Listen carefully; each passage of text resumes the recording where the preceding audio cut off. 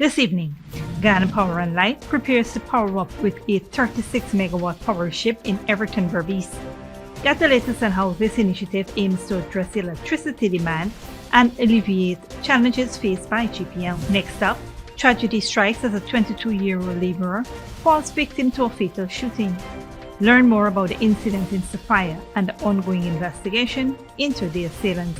Then, Ministry of Public Works implements safety measures for boat operators on Bartica and Supernam routes. Find out about the new regulations aimed at ensuring compliance and safety in maritime transportation. Also, Ministry of Human Services and Social Security sets ambitious goals for gender equality. Discover how Ghana aims to surpass this year's Gender Equality Index assessment and empower women through various initiatives. And later, masked individuals intercept the convoy of a front-running presidential candidate in Mexico. Get the details on the demands made and the implications for the upcoming elections in June.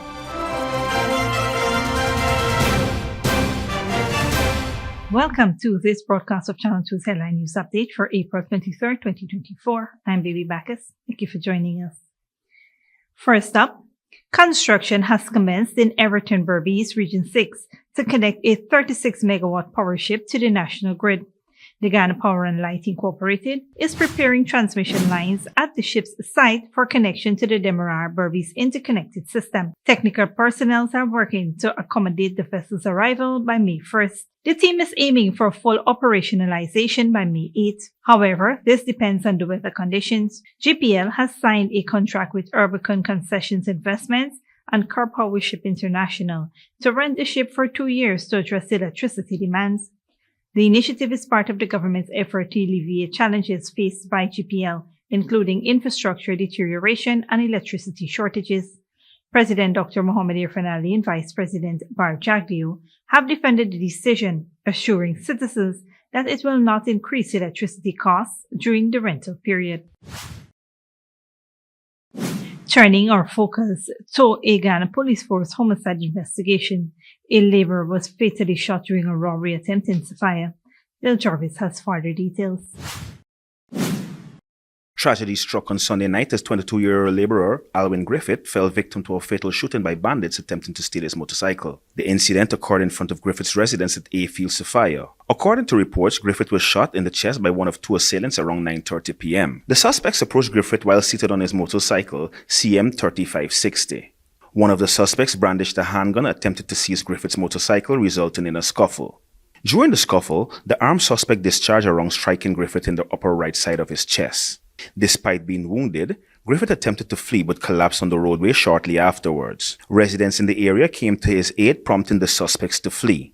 While one suspect managed to escape, residents successfully apprehended a 19-year-old individual from Campbell Street, Alboystown. However, the other assailant remains at large. Griffith was rushed to the Georgetown Public Hospital Corporation but was tragically pronounced dead upon arrival. His body is at the GPHC mortuary awaiting post-mortem examination. Meanwhile, the captured suspect was also taken to the GPHC in an unconscious state and is receiving medical attention under police supervision. An investigation is in progress. Reporting for Headline News Update, Dale Jarvis. Thanks, Dale. Ministry of Public Works implements safety measures for boat operators on Bartica and Supernam routes. Minister of Public Works Bishop One Edgehill convened a meeting this morning with boat operators servicing the Bartica and Supernam route to discuss various issues, including unauthorized fare hikes and operational concerns. During the meeting, Minister Edgehill announced new measures aimed at ensuring compliances and safety. One of the key measures introduced is the implementation of random alcohol and drug testing for boat operators.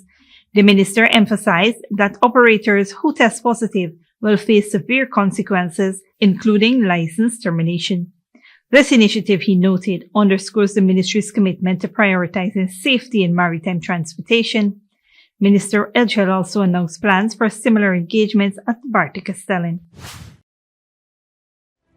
Stick around when we return. Minister Prasad pledges to elevate gender equality, and global communities gear up for Denim Day.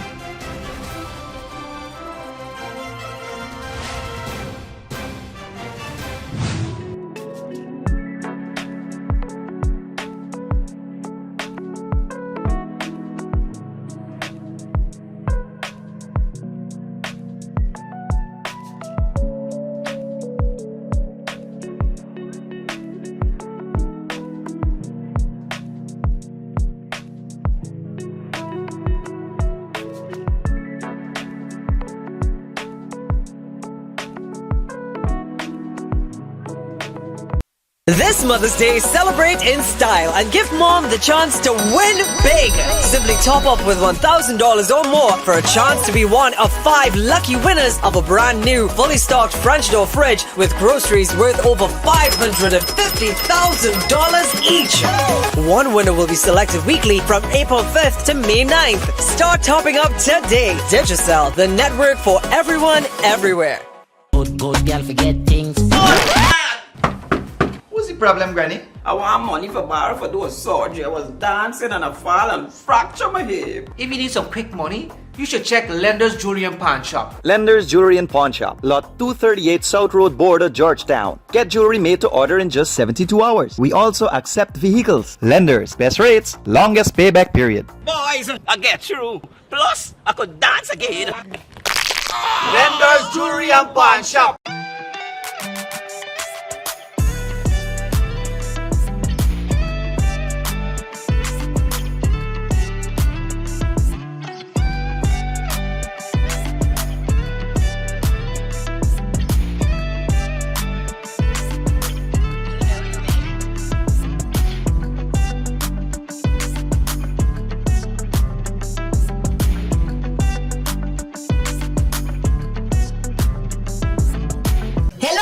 Fellow TikToker followers, here's credit. And today, all we will be making Chinese noodles with peppies, chow mein, chicken fritters, and spice cake. For the noodles, all these will be using peppies, black pepper, cashew, Chinese sauce, soy sauce, garlic sauce, paprika, Chinese seasoning, chow mein seasoning, white spice, and all-purpose seasoning. Next, this chicken that we marinated, soak for all you don't know nothing with peppies, green seasoning, miracle seasoning, pepper sauce, chicken seasoning, paprika, garlic powder, dark seasoning, black pepper, onion powder, and ginger powder, and document plantain flour, and then this butter we make with this quick piece powder, and we boil in high. We serve with peppies, barbecue sauce. Radical went to the supermarket and she proper buy up enough things. She feels she alone can cook, but she routine even wrong. He shaped like a guy in a map. Peppies has a wide range of ingredients available at supermarkets nationwide. Peppies, we put the pep back into your kitchen.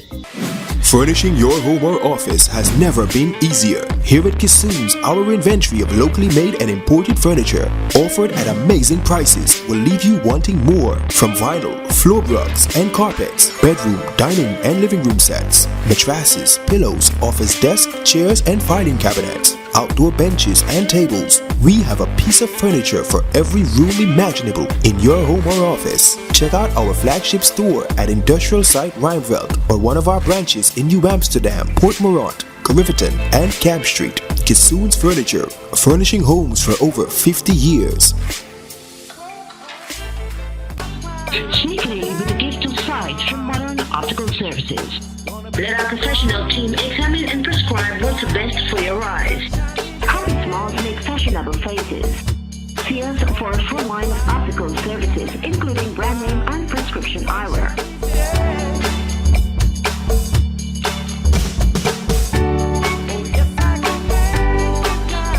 Modern Optical Services, 316 Mill Street, Georgetown. Telephone 226-1082. Welcome back. Ministry of Human Services and Social Security sets ambitious goals for gender equality. Minister of Human Services and Social Security Dr. Vinay Prasad expressed the government's dedication to surpassing this year's Gender Equality Index assessment during her speech on Saturday at the We Lift 4 exposition held at the Aquatic Center. Minister Prasad highlighted Ghana's significant progress, noting an 18-position leap in the index due to increased women's participation in the labor market. She emphasized the government's effort to empower women by providing opportunities such as home ownership, improved healthcare, education access, and free technical and vocational training. Minister Prasad introduced the Women's Innovation and Investment Network program, which aims to equip women with skills for economic opportunities and financial independence. WIN offers diverse training courses and plans to upscale 300 women in plumbing, carpentry, and electrical installation. Additionally, participants have access to Business Incubator for business literacy training. Minister Prasad believes these initiatives and the government's commitment will transform gender equality in Guyana. In other news, as Sexual Assault Awareness Month draws to a close, communities worldwide are preparing to observe Denim Day tomorrow, Wednesday, April 24th, an annual event dedicated to raising awareness about sexual violence and challenging victim-blaming attitudes. The Ministry of Human Services and Social Security, through its Sexual Assault and Domestic Violence Policy Unit, is urging individuals to wear denim in solidarity with survivors of sexual assault and to combat harmful myths that perpetrate victim blaming. Dr. Kona Husbands, head of the Sexual Offences and Domestic Violence Policy Unit, underscores the importance of Denim Day in the fight against sexual violence, emphasizing the need to support survivors and end victim blaming. Originating in Italy in 1998, Denim Day emerged as a response to a court decision that overturned a rape conviction based on the victim's clothing. Now, 25 years later, Denim Day stands as a symbol of solidarity and resistance against sexual violence. The history behind Denim Day serves as a stark reminder of the need to speak out against injustice. Now, people around the world are encouraged to wear denim on that day to bring awareness about sexual violence and challenge victim-blaming attitudes. If you or someone you know is a victim of sexual assault, call the Ministry of Human Services and Social Security Services on their 914 hotline today. Don't go away after the break. African Counterterrorism Summit. Leaders discuss combating armed groups and battle lines drawn as jury hears opening remarks in Trump Hushman case.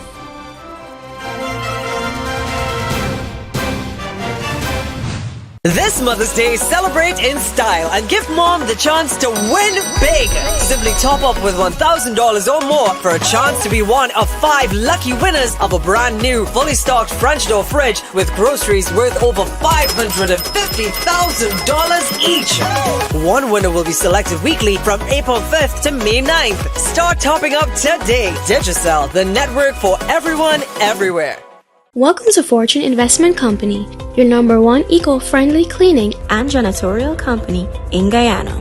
At Fortune Investment Company, we specialize in commercial and residential cleaning. Whether it's your home or office, our experienced team is detail-focused and take pride in providing excellent services to make your spaces sparkle. Restaurants and kitchen cleaning?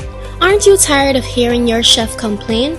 Keep your culinary spaces spotless and hygienic with our dedicated maintenance services. Floor scrubbing and polishing? Elevate the look of your home or business. Give your floors a new lease on life with our professional scrubbing and polishing. But that's not all. We also offer power washing and steam cleaning. Say goodbye to dirt and moss. Our power washing services will leave your surfaces looking brand new. Revitalize your carpets, mattresses, and chairs with our thorough steam cleaning services. When you want someone to clean your space with care and without the unhealthy chemicals, you want Fortune Investment Company. Call us now at 646-0405 or 689-7558 or 639-6365 or visit us at 3430 Jacksonville Housing Scheme, North Rumville, to schedule your cleaning and janitorial services. Visit our business pages at Fortune Investment Company to learn more about our services and promotion. Fortune Investment Company, where cleanliness meets perfection, because a clean space is a happy space. And remember, we do the dirty works while you stay clean. Good girl forget things. What's the problem, Granny? I want money for borrow for those surgery. I was dancing and I fall and fracture my hip. If you need some quick money, you should check Lender's Jewelry and Pawn Shop. Lender's Jewelry and Pawn Shop, Lot 238 South Road Border, Georgetown. Get jewelry made to order in just 72 hours. We also accept vehicles. Lender's, best rates, longest payback period. Boys, I get through. Plus, I could dance again. Lender's Jewelry and Pawn Shop. Cheaply with a gift of sight from Modern Optical Services. Let our professional team examine and prescribe what's best for your eyes. Our smiles make fashionable faces. See us for a full line of optical services, including brand name and prescription eyewear.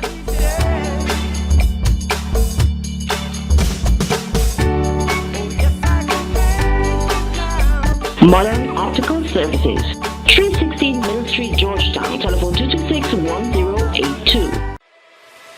Furnishing your home or office has never been easier. Here at Kissoons, our inventory of locally made and imported furniture, offered at amazing prices, will leave you wanting more. From vinyl, floor rugs and carpets, bedroom, dining and living room sets, mattresses, pillows, office desk, chairs and filing cabinets, outdoor benches and tables. We have a piece of furniture for every room imaginable in your home or office. Check out our flagship store at Industrial Site Rijnveld or one of our branches in New Amsterdam, Port Morant, Riverton and Camp Street. Kissoons Furniture, furnishing homes for over 50 years.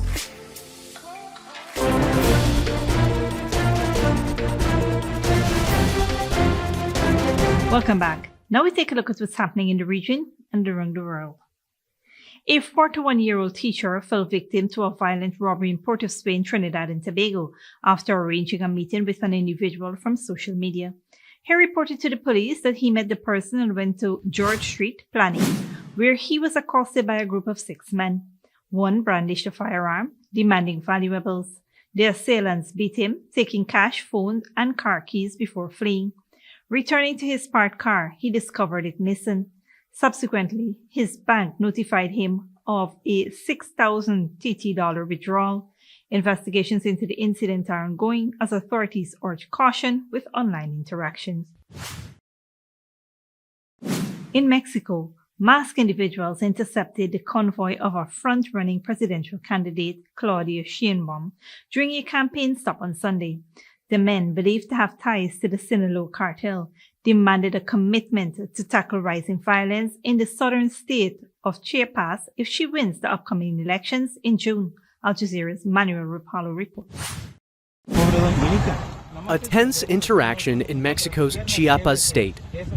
While on the campaign trail, Claudia Sheinbaum, Mexico's leading presidential candidate, was stopped by masked men believed to be linked to the Sinaloa cartel. They requested government intervention to put an end to the violence plaguing southern Mexico. The truth is, we feel helpless in our hearts as a community because the government has never done anything for these lands. Mexico's Chiapas state, which borders Guatemala and Belize, has seen violence spiral as the rival Sinaloa and Jalisco New Generation cartels wage a war for territory. In Mexican states like Chiapas, the spillover from violence has led to the internal displacement of thousands of people as cartels seek greater control over drug routes, weapon smuggling, and human trafficking. Though the men in the video say they form part of a self-defense force, experts say the events of Sunday could be seen as an example of how criminal groups in the region seek to influence and manipulate Mexican politicians ahead of the upcoming election.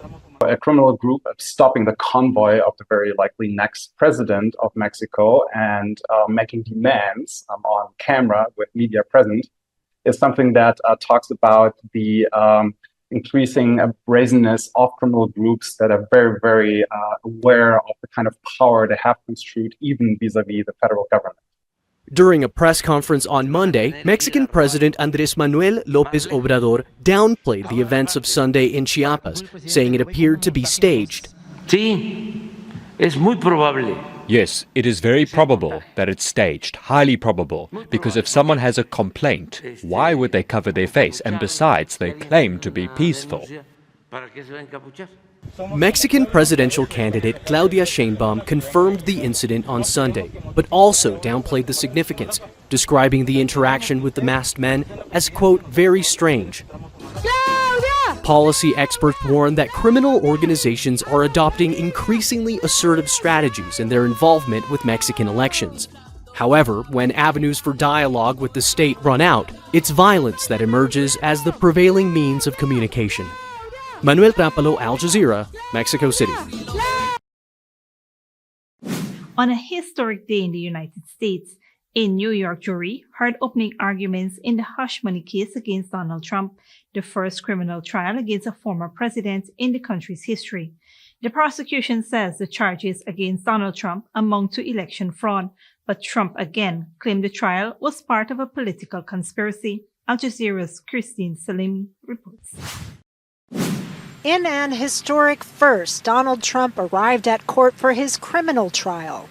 He's accused of 34 counts of falsifying business records in order to hide hush payments that were made to buy the silence of an adult film actress who said she had a brief affair with him.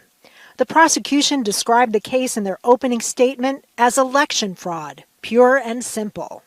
Evidence will show that this was not spin, said the prosecution, but a long-running conspiracy to silence people who had something bad to say. The first witness allegedly had a hand in that conspiracy.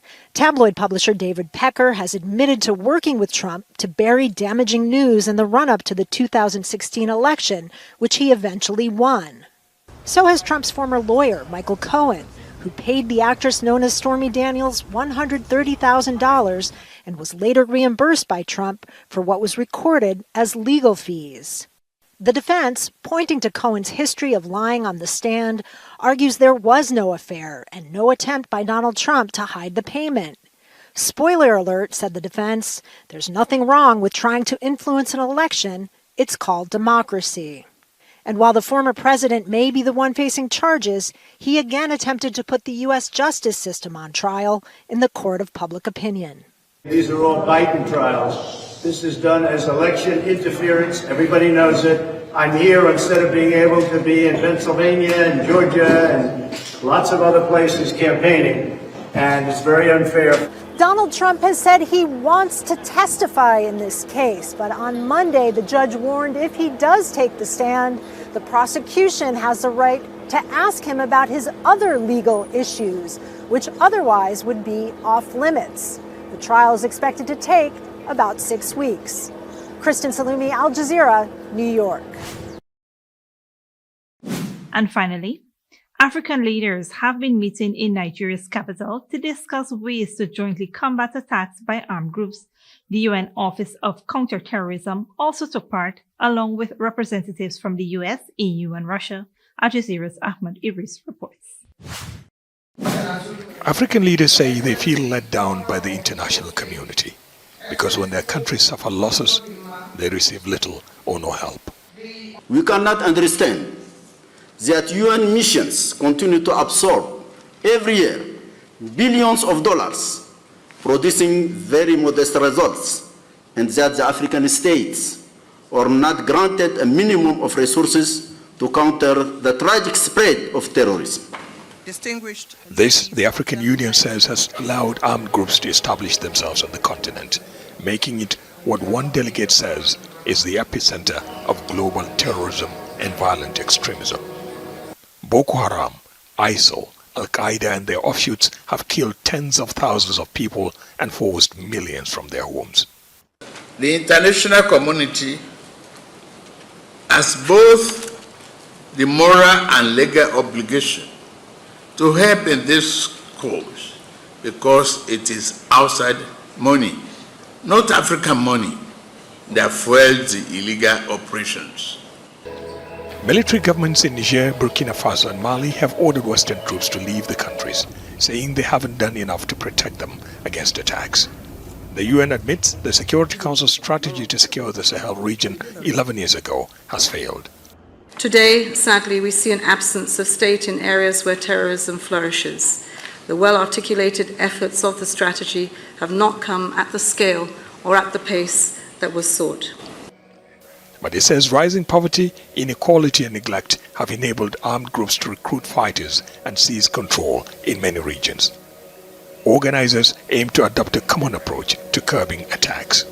We must ensure our strategies are shaped by an African-owned needs assessment, aligning our counter-terrorism efforts with the continent's priorities. Recent statistics show violence by armed groups in Africa is escalating. The United Nations says 8,000 terrorism-related deaths were recorded globally in 2023, a 22% jump over the previous year's records and the most documented in 7 years. Countries of the Sahel, especially Mali and Burkina Faso, account for more than half of that number. But the two countries didn't attend the Abuja meeting. They are under EU sanctions imposed after military coups in 2021 and 2022. It's not clear how, in their absence, resolutions met at this high-level meeting could impact these countries, already going it alone in the war against armed groups. Ahmed Idris, Al Jazeera, Abuja. This brings us to the end of the regional and global news coverage. Up next is the 3D weather forecast.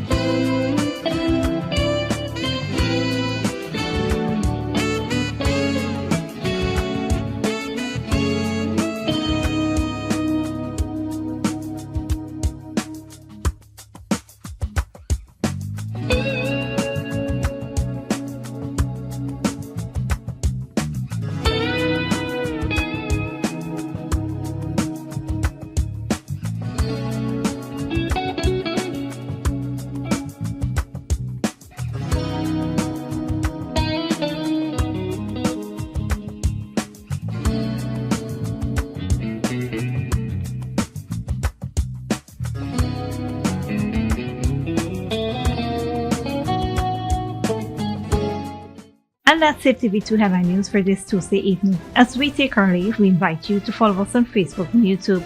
You can tune in tomorrow morning at 6:30 a.m. for a rebroadcast and at 7 p.m. for more news. Until then, please take care of yourself and each other.